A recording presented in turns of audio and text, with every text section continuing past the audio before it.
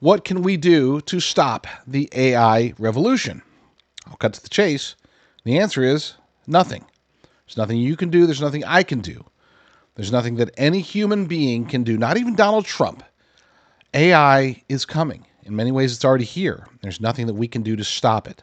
What we can and must do is prepare ourselves, prepare our own lives from being impacted by artificial intelligence, and specifically artificial general intelligence, as much as possible. There's an article over at Harbinger's Daily by David Bowen.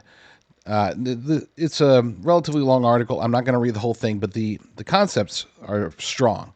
I disagree with some of the things he's saying, but again, the warning is real. It says, AI Trojan horse, the infrastructure necessary for the Antichrist's technology is being developed and used today. And he goes through and refers to the Trojan horse aspect of things, defines what the Trojan horse story is, which I'm sure everybody is familiar with.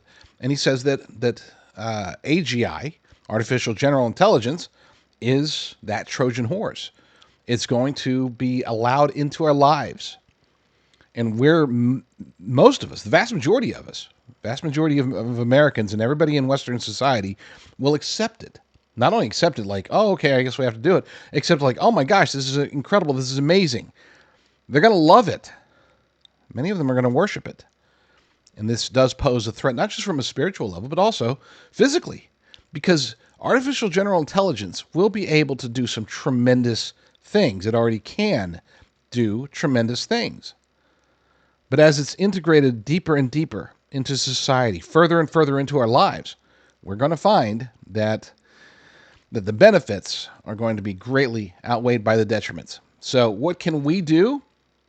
We can prepare, but I'll get to that here in a second. First, I want to let's get past this part. He says, and it's funny because he says in here that ChatGPT is artificial general intelligence. It's not. It's close. It's getting there, but it's not. It really is just a very advanced chatbot at this point. But at some point, it can be used and will eventually, and when I say eventually, it will almost certainly be in 2025 that they are able to advance to full-blown artificial general intelligence. We've talked about that in the past. Their yearly revenues currently, with over 10 million paying subscribers, 250 million users overall. But with 10 million paying subscribers, they have revenues of about $3 billion a year. On top of that, they just received a massive investment of another $6.6 billion. And no, that number shouldn't just be glazed over. Very concerning. Sam Altman, the CEO of OpenAI, has been very vocal, very active in recent weeks. And that too should concern us. But it can be used for many things. We've talked about some of those things, such as obviously the warfare component. It will definitely be used. And there's nothing we can do to stop that. The nanotechnology component, that's something that is relatively new, burgeoning, and yet artificial intelligence may be the key to being able to properly control and utilize nanotechnology. These are all things that are going to be positioned as positives. But of course, whenever you become beholden to just about anything, you become a slave to it. And we are looking at what is the beginning of the fourth industrial revolution. We're also seeing what is essentially the very likely, I don't want to say certain, but very likely the next phase of the end times. And artificial general intelligence will play a very important role. But this is one of the parts I want to read. This is from that article. And I want to give you an idea of how there are going to be a lot of us, a lot of you who love AI, who embrace it because of the things, the problems that it can solve. According to the article, Seeker, S-E-E-K-R, an AI-powered wearable device. The Consumer Electronics Show, known as CES, is about to take place in Las Vegas. Each year, the show is considered a global event because it brings together tech companies focused on solving humanity's greatest problems. One piece of technology about to be revealed is Seeker, an AI-powered wearable device designed to empower the visually impaired. Seeker uses real-time machine algorithms to process visual data and send audio feeds to the user's Bluetooth earpieces.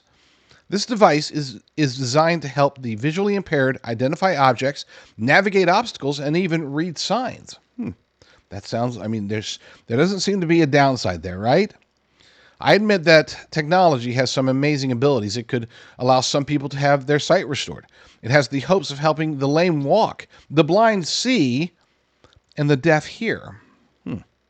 Sounds familiar?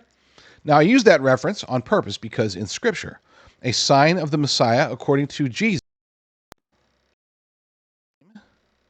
walking, the blind seeing, and the deaf hearing. Let me be clear on what I am saying here. I am not saying that technology is God. I am saying the companies designing this technology tend to think they are godlike in their ability. I'm not going to get into DeepSeek. That's a Chinese company that needs to be stopped. But let's jump here. This is from Zechariah 14:12.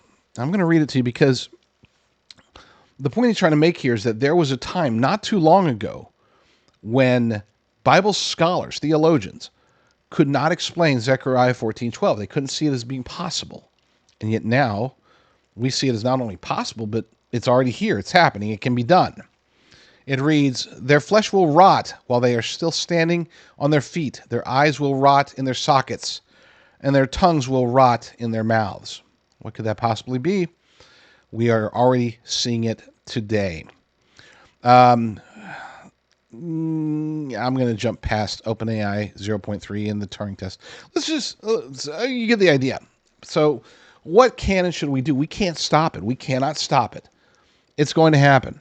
What we can do and what we must do is prepare ourselves, our families, our lives, and many times, if we have the resources, even our own communities, to be able to prevent, I guess you could say, the infiltration, the Trojan horse entering the castle, so to speak. We need to push ourselves away from the coming AGI society, because that's what it's really going to be. You're going to find that within our lifetimes, we will have a society that is almost completely dependent upon and beholden to artificial general intelligence. And more importantly, the people that control it, if people still control it at all. There's two scenarios. Either AGI takes over and there will be people controlling AGI, or AGI takes over and nobody's controlling it. It's controlling itself. Either way, it's very, very bad. Either way, it goes back to, as the story is trying to discuss, being an amazing tool for the Antichrist in the end days. So, just as an example, we see AGI is supposed to be the next big thing in medical technology. Well, let's go there first.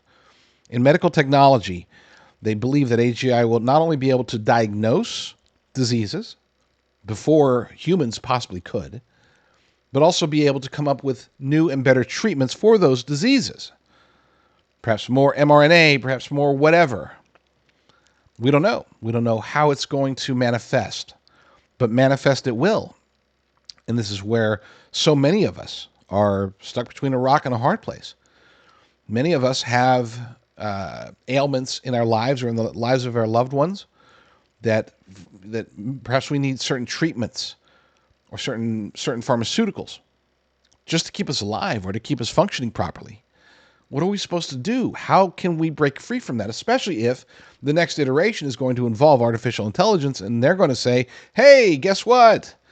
That old treatment, we got a better one. Just get plugged into this treatment that was developed by some non-doctor, some AGI, something that will almost certainly have nefarious means. What can we do? Now's the time to find options. Find natural options if you can. Figure out ways to take care of your ailments without being beholden at all to doctors, to big pharma. And I know a lot of you are thinking that's not possible. I have to be beholden to them. They keep me alive. I get it. It sucks. For many of us, we don't have an option.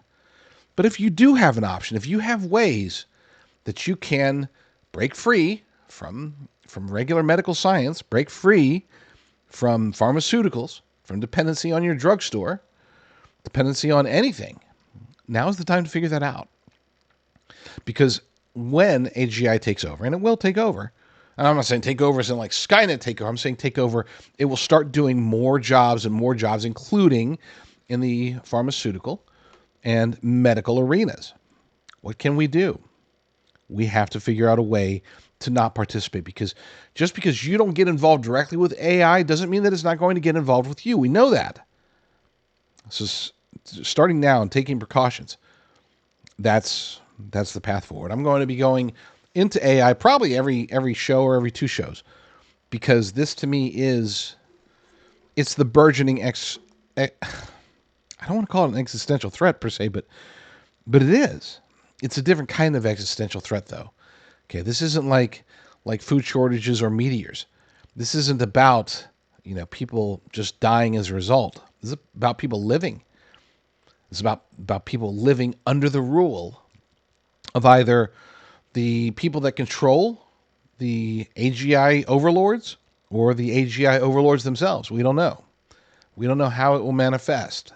We just know that whatever it is, it's going to be bad. So now's the time to prepare. I'm going to, again, be talking about different aspects of it going forward. Today's takeaway, I guess you could say, would be figure out how, if there's a possible way to break free from pharmaceuticals, break free from doctors in your life, now's the time to do it. Let's spread the truth together. You can connect with me on X at JD Rucker, or you could subscribe to my Rumble channel, jdrucker.com/rumble, jdrucker.com/rumble.